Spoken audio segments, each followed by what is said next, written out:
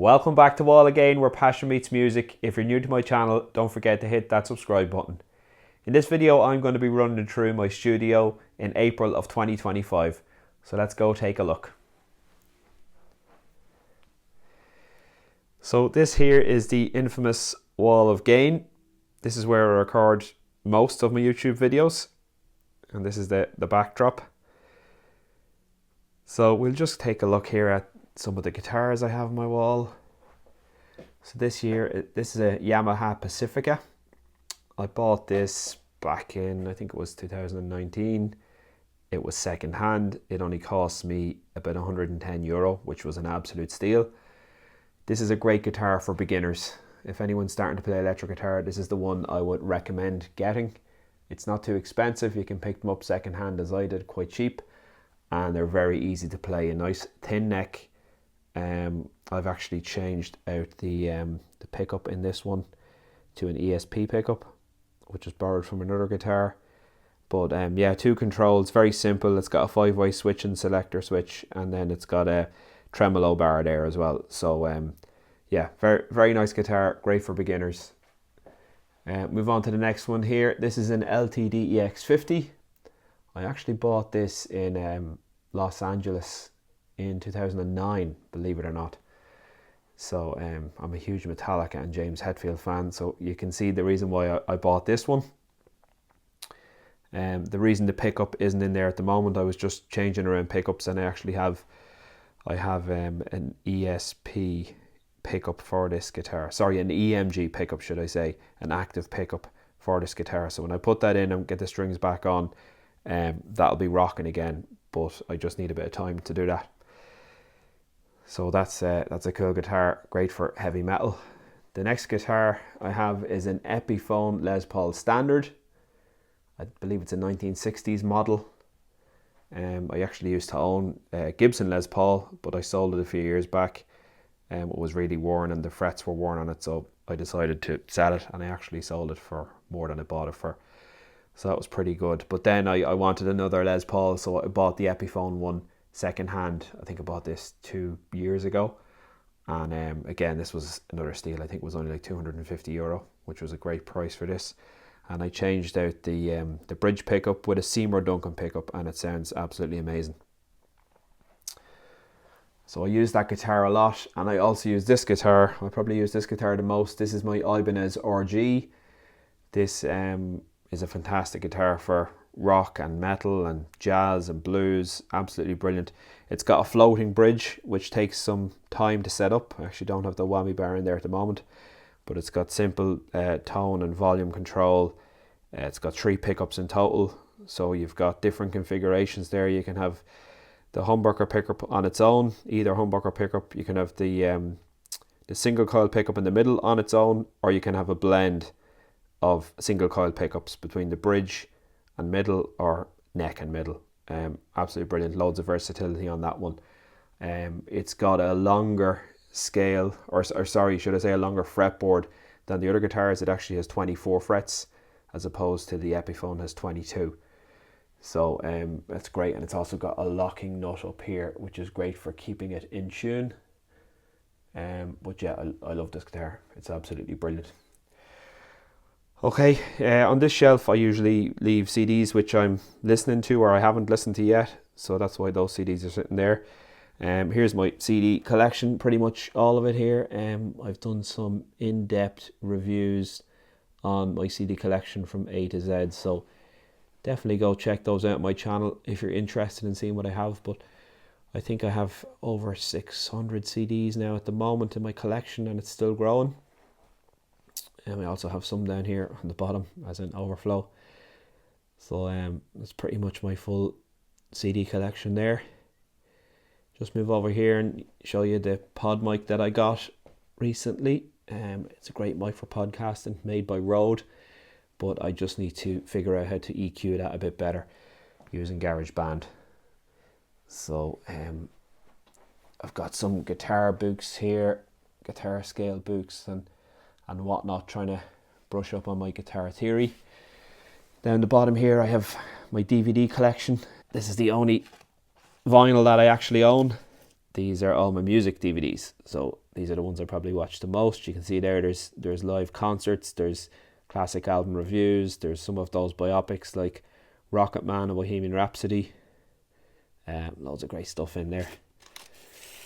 And then moving over here, then I have more DVDs and all the classic 1980s and 1990s action movies. Moving down here, then I've got some guitar pedals. Well, the bottom one is a wah pedal, and the top one is a vocal pedal, a TC Helicon from Mike Mechanic. It's a great pedal for vocals.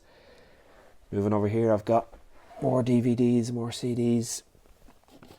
Got all the classic gangster movies from Robert De Niro and Al Pacino, Martin Scorsese.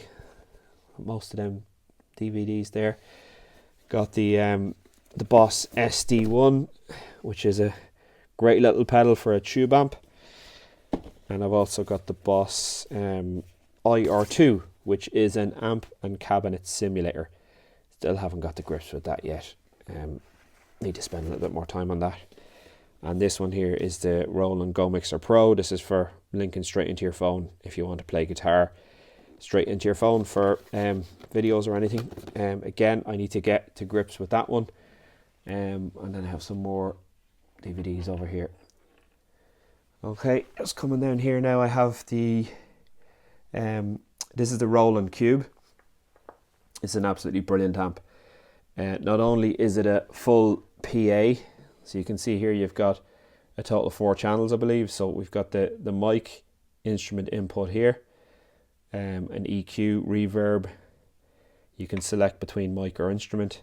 Then you've got a mic stroke guitar on this one here.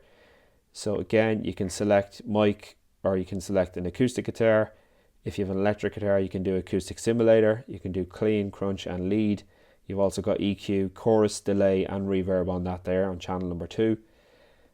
You've got a line in, which is stereo. So that's perfect for keys, or if you want to put even 2 instruments, you could have one left, one right, and a volume on that one. And we've also got an audio in here, which is great for playing along to backing tracks or just plugging your phone into it and basically having some music on in the background. It's great for that as well. It's battery powered, so it's actually a busking amp, but you can also plug it in, and you can see there the output power. So on max it's 50 watts, on normal it's half that at 25 watts, and on eco it's 12.5 watts, and you get a little battery check there as well on that. And then on the back you can see you've got your power, earphones, an auxiliary in, a left and right line out, and you can actually stereo link this with another cube, and you can have a stereo setup, and then you have foot switches there as well. So this is not only a fantastic mobile PA, it's also a great guitar amp. And I use it with this pedal here, which is absolutely top notch and didn't cost that much money. It's the Boss GT1 Guitar Effects Processor. It's absolutely brilliant. The tones you can get off this pedal is unbelievable, absolutely unbelievable for the price point. So if you're a guitar player and you don't want to spend a whole lot of money, but you want to get good tones on your guitar, I would definitely recommend this. It's a top-notch pedal, and so when I plug that into the cube, that combination is top-notch. Really don't need to have big heavy amps these days. The technology is out there that you can really get by without them. So that's what I use for my guitars. Here I have my Takamine acoustic guitar. It's actually an electroacoustic, so there's a preamp on the side here. As you can see, this is a great guitar. It sounds brilliant. I bought this about 3 years ago, I think, and served me very well for doing live acoustic gigs and different things like that. Even just for messing around in the house, you know, playing music. It's brilliant. Move on here to the Alesis keyboard. So I'm not a keyboard player, hence the reason why I have the sheet there telling me all the key names. I'm learning, but yeah, that's just to plug in. It's a MIDI keyboard, so you can do lots here. You can play keyboard, but you can also play drums and different things there as well on it. So it's fantastic. It's great for the laptop and great for GarageBand. Okay, so moving around here, this is my workstation. So this is where I edit my YouTube videos, and this is where I record music and all that sort of stuff. Got my Mac there, got my earphones. So that's where I do all that type of work. It's good to have a place to do that. And then we have my CD player, which I mentioned before. So here it is here. It's the Denon RCD M41 DAB. It's an absolutely top-notch CD player, I have to say. I've had this almost 2 years and I haven't had a minute's trouble with it. It's absolutely brilliant. There's a great amp in it, there's a great DAC in it. It's an all-in-one hi-fi system. I think it was around 450 euro, but well worth it. And then that goes through my speakers. So I have Denon speakers as well, and they're absolutely brilliant. One left, one right here. So absolutely top-notch sound from those guys. Just moving across here then, so I usually display here what CDs I'm listening to at the moment. So I'm listening to the Black Sabbath debut album, because we have a review of that coming up on the channel shortly. I'm also listening to the Gary Moore box set, which I spoke about on the channel before, and yeah, really enjoying getting to grips with Gary Moore's albums. Up here I have a Blu-ray DVD player, so this is what I play my DVDs through. And then on top then I have an old-fashioned Discman, but this is actually a modern version. It's got Bluetooth function. It's also battery powered and rechargeable, so very handy. Get quite a bit of use out of that. And then I just have an old TV here to play my DVDs and stuff through. It's fine, you know, it does the job for now. It'll do before we get an upgrade. So that is it, folks. That's my studio tour for April of 2025. I hope you enjoyed the video. If you did, please let me know in the comments below. Let me know how your studio is looking for April in 2025. And if you liked the video, hit the like.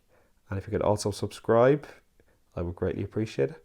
And I will talk to you on the next one. Bye for now.